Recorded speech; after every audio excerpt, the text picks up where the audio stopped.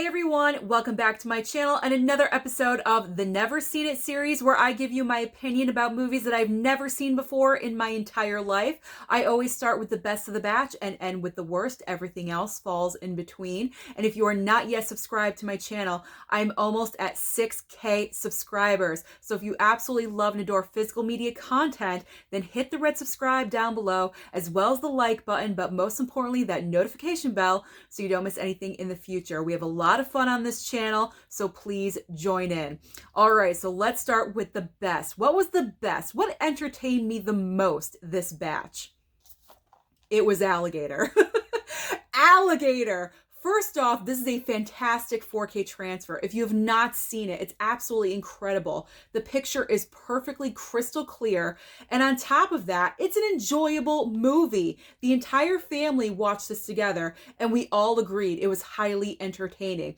And considering when it was made, early 80s, I believe 80 actually, this was actually done really well. So I gotta give it to them and give the respect to Alligator because it was an entertaining, fun, good time. If you have not picked up Alligator, I highly, highly, highly recommend that you do. It's nothing but fun. It's a fun, ridiculous, great, good time in a good way. Not a ridiculous, cheesy Velveeta way. Well, maybe a little bit, maybe half cheese, but it is a good, solid, decent movie. My other favorite from this batch is The 7-Year Itch. I am really digging the Marilyn Monroe movies. I'm having a great time exploring her filmography so far. And this plot line revolves around how when the wives go away during the summertime and the guys can kind of take advantage of being alone, well, this guy who lives in the bottom floor of this apartment building, Marilyn Monroe moves in upstairs for a few months, of course, while the wife is away, and he's kind of tempted. Is he going to cheat? Or is he not? So that's pretty much what the entire movie is about. It's a little bit weird and goofy, I have to say, but what saves this is Marilyn Monroe. She is so charming, so bubbly, so charismatic. You cannot take your eyes off of her in this film. I'm just loving her, and I'm loving all the movies that I'm watching so far. So thank you again. I believe Jasmine is the one that sent this one to me. Thank you so much, Jasmine. I'm truly, truly enjoying all of these films. All right, so those were the two that I enjoyed the most. Let's get to the ones that fall in between, shall we? Okay, so we have Legend. Now, this is from my childhood. I remember this film growing up, but I never had an attachment to it for some reason. Well, rewatching this as an adult, now I remember the reason why. Because when I was younger, I loved unicorns. I thought they were real. I was so into fantasy. I just loved unicorns and the entire concept and the ideal of unicorns. Well, in this movie, it's very anti-unicorn. The devil wants to kill all the unicorns so darkness can fully take over. That is the reason why I never fully attached myself to Legend, because it was wanting to get rid of my unicorns. So I was very upset with that. But upon rewatching it as an adult, it's a great, fun fantasy tale. Tim Curry is obviously the highlight of this film for me as the devil. He's completely unrecognizable, and it's just a cute, fun, like 90-minute watch. So I wasn't completely blown away by it. It's not going to knock your socks off by any means, but if you want a little bit of fantasy one night, that kind of sounded wrong, but if you want fantasy in your movie watching, then pick up Legend because it does fulfill that for you. I'm not being dirty. All right, moving on to the extreme opposite end, we have Menace to Society. Now, my friend Tony P sent this to me, I believe for the Christmas gift exchange, and I finally gave it a watch. And it's one of those movies, again, just like Do the Right Thing, it educates me because I do not come from this environment. I do not know anyone that grew up in this environment and this way of living, trying to get out, trying to figure out, try to survive. It's one of those realistic tales. It's heartbreaking. And it's heart-wrenching because you don't want them to make the decisions that they end up making, but they do. And it's heart-wrenching is what it is. But it's a really great film. Really, really great film. I am coming to really enjoy watching these movies and respecting them a lot. So if you haven't seen Menace to Society on 4K on Criterion, then I do suggest that you do pick it up. All right, what's next? Waves. Whew! get your Kleenex. Okay, this is one serious film because it's all about a teenager, a boy, and he's like the star athlete and he's doing really well, but then he starts to decline a little bit and he starts going off the rails and he makes a tragic mistake and his life is forever changed as well as his family. And then the story flips from his point of view to his sister's point of view. So you're going on her journey through the next half of the movie, because when you make a mistake such as committing murder, it not only affects you, but it also affects the people around you. So it kind of explores that, hence the title of Waves. It waves on to other people. Get it? That's my connection anyway. That's how I picked it up. All right, so it's a decent, solid movie. Definitely should have been recognized for awards. I think it was, but not as much as it should have been. But it's not one of those movies I can watch over and over again because it's extremely serious and extremely depressing. So if you're in the mood for one of those movies, then I suggest Waves. If not, go with a comedy because this one will not be for you. And it is an A24 film. I'm definitely not getting rid of this. I tend to enjoy A24 films. It's a very nice slipcover too. So I'm definitely going to keep this one in the collection. Just not as rewatchable as one might think. Maybe not. I don't know. Not rewatchable. Not rewatchable. Let's go to another Criterion. We have Sid and Nancy. I don't know if I'm just picking bad Criterion movies to watch from the Criterion collection. Now, not that this wasn't a good movie. It's very eye-opening. It is based on true events because Sid Vicious was a true life person and his girlfriend at the time, Nancy. This is a real relationship, very toxic, extremely bad for each other, deep into drug addiction and alcohol, everything bad. And this movie, you cannot understand unless you have closed captioning. I'm going to warn you right now. I watched this on the upstairs television, and for some reason, with Criterion, I cannot get closed captioning on that TV through the 4K. I don't know why, but I can't get it. Downstairs in my room, however, I can get it. So I have to rewatch this down here because I could not understand a word of what they were saying. I was really struggling. I was really trying to pay attention, and it was just not happening. It was not. So I have to give this a rewatch. However, it's depressing. That's just the one word, is depressing. I picked very depressing movies to watch in this batch, but I guess it's a decent watch. I gotta watch it again. I gotta watch it again and give it an honest, second chance. Although Gary Oldman plays Sid Vicious, and even he has said that he didn't like how the movie turned out, and he's embarrassed that it's on his resume. So what should that tell you? I'm not the only one. Gary Oldman agrees with me. Okay, let's move on to My Soul to Take by Wes Craven. So this was sent to me by a subscriber, so thank you so much from my anonymous donor. I was excited to visit this because I enjoy Wes Craven's work and I definitely wanted to experience this one. However, it's a little confusing. I could see where Wes was trying to go with this, but it's too much of a thinker. In my horror movies, I don't want to be thinking too much.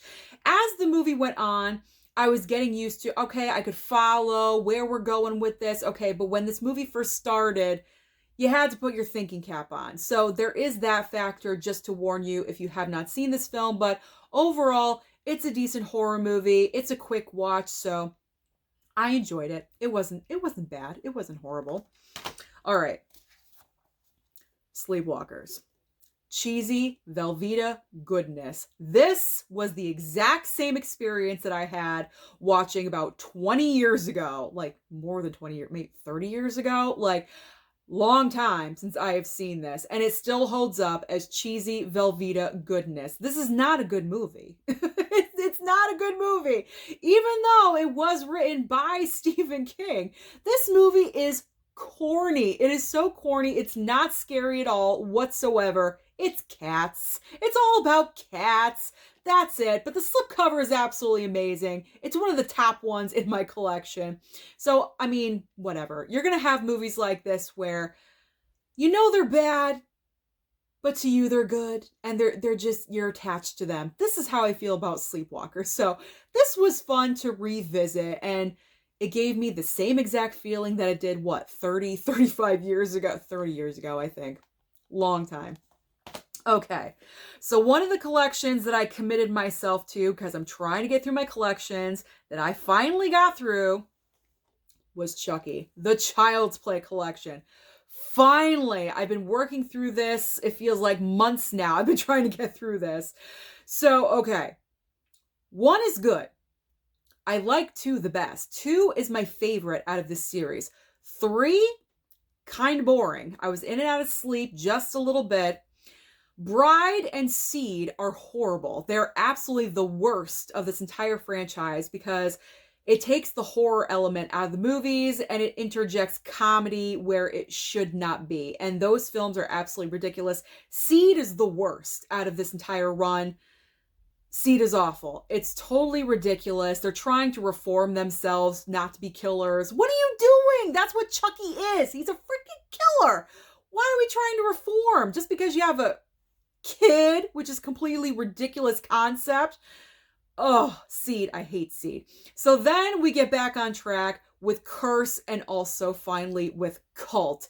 And Cult ends on a cliffhanger where I felt like, yeah, they had the intention of continuing on this series, but they just never did and kind of just dropped the ball with the entire thing. So Cult kind of ends with an unsatisfying conclusion, just a little bit for me, but at least they interjected the horror element back into Curse and also Cult. I think I like Curse more than Cult, but Child's Play 2 is my favorite movie out of the entire run. So I'm glad to finally be done with Chucky for a little bit.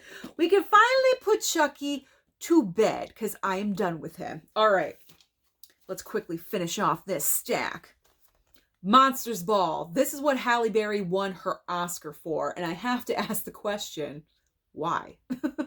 Not that she wasn't deserving. Definitely deserving to be nominated. But winning? I'm not so sure. I mean, I had to look up who else was nominated that year.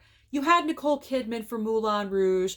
Judi Dench was nominated for something. Renee Zellweger for Bridget Jones's Diary. So, okay, yeah, maybe that's the reason why the other nominees weren't in as serious projects as this one.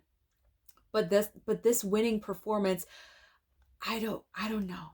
Is that bad for me to say? Maybe it is. Maybe it's controversial. Maybe I have to watch it again. But it doesn't scream Oscar-winning performance to me. For some reason, it just doesn't do it.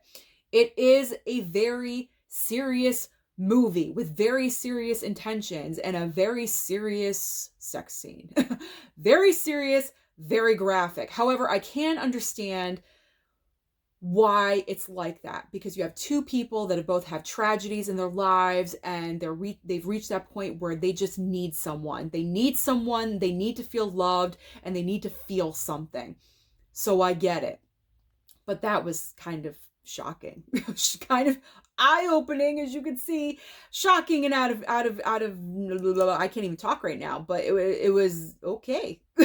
It was okay. I mean, I've seen sex scenes, but that was like very open sex scene. You get my drift. So if you have not seen Monsters Ball, I do recommend that you watch it. I don't know about buying it.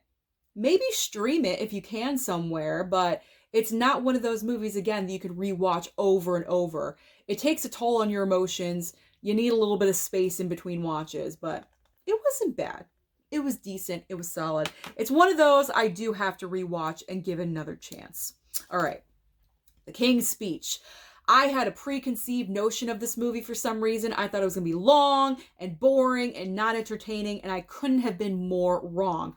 Based on a true story, and you know how I am about true stories. I absolutely love them because they drop information on my brain. Didn't even know this happened or existed. All performances were great and phenomenal, and did this win Best Picture? It might have won Best Picture. If it did, totally deserving because I was entertained throughout the entire movie. So, King's Speech, definitely recommend. Highly recommend. Speaking of Kleenex, get your box of Kleenex. Do not do a double feature of Monsters Ball and Manchester by the Sea. Definitely do not, because this is Whoo, very, very difficult. Casey Affleck won the Oscar for Best Actor. He kind of swept the entire award season, won everything that year for this. This is a very subtle performance given by him. He does not show a lot of emotions, although you can see inside he is tormented, but he is not showing it. He really doesn't have any scenes where he is just exploding with his anger and his guilt. It's a very subdued, winning performance, I must say. But all around, acting performances are solid. Sorry about that little pause. I'm just trying to think. This is just a tragic movie all around. So if you're looking for a comedy, don't go for Manchester by the Sea, because you're going to be depressed. You're going to be depressed. But I'm glad and I'm happy that I finally watched it, because it's been sitting in my collection probably about a year now. So I needed to watch it. So I'm happy I finally did. All right. Now we're getting into a couple of movies that I watched just last night. The first one is Doubt. This movie, again, like The King's Speech, I thought I was going to be bored, maybe a little bit tortured by this. I don't know what I was expecting. These performances were absolutely amazing. Talk about a powerhouse cast with Meryl Streep, Philip Seymour Hoffman, Amy Adams, and Viola Davis. That is absolutely incredible and amazing. What's also incredible is that Viola can pull out an Academy Award nominated performance, and she's literally on the screen for maybe 15 minutes total. Absolutely incredible and amazing, and a credit to her acting skills, because she is one of the best working today. She's one of my favorites and absolutely amazing. But Meryl Streep is the true star of this film. You cannot take your eyes off of her. She's incredible. She is amazing. If you have not seen Doubt, definitely do. Definitely do. It does make you question choices that maybe possibly you would make in your life, and throw in some doubt. I don't know what else to say. Okay, let's go to West Side Story. Kind of boring. Don't hate me on it. Kind of boring. I'm going to be honest. I'm going to be totally honest. This ran over 2 hours. It was like 2:15, 2:20. I was kind of sleeping, kind of not, in and out of it. This is pretty much Romeo and Juliet, but in the end, Juliet doesn't die. That's what this movie is. You have the two houses, the Sharks and the Jets. They don't want these two to be together. They have a royal rumble. Tragedy ensues. She lives at the end. That's pretty much what West Side Story is. Now, Steven Spielberg obviously just remade this. I'm going to give that remake a chance, because I think with his modern interpretation, I might enjoy it just a little bit more and not just cast it off as a Romeo and Juliet knockoff. I mean, I can respect what this movie did and what it was saying. It was back in 1961. This won 10 Academy Awards, including Best Picture. But I don't know. I just wasn't feeling it. It wasn't like, wow, this is an incredible musical. My favorite musical is Chicago. That's my kind of musical. That's what I enjoy. So this one, I don't know. I just really wasn't 100% into it. So maybe I'll give it like a little one like that. I don't want to chuck it across the room or anything. I'll save that for this. Punch Drunk Love with Adam Sandler. This movie is weird. It is wacky. Now, I knew this was not going to be a funny ha-ha-ha movie, Adam Sandler, because I'm not into Adam Sandler movies where they're completely goofball comedies. I don't enjoy those. They're not my favorites. So when I knew this was available, I'll give it a chance because it's a more serious Adam Sandler.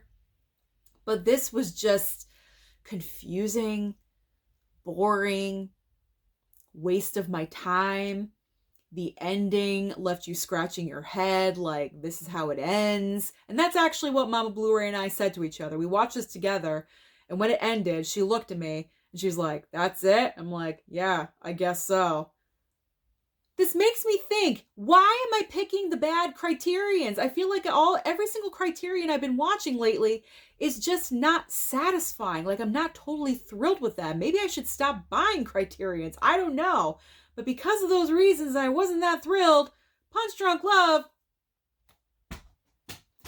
you're getting thrown across the room. So that is everything that I've been watching lately. But let me know down below what you have been watching lately. Don't forget to like and subscribe. And I'll see you next time.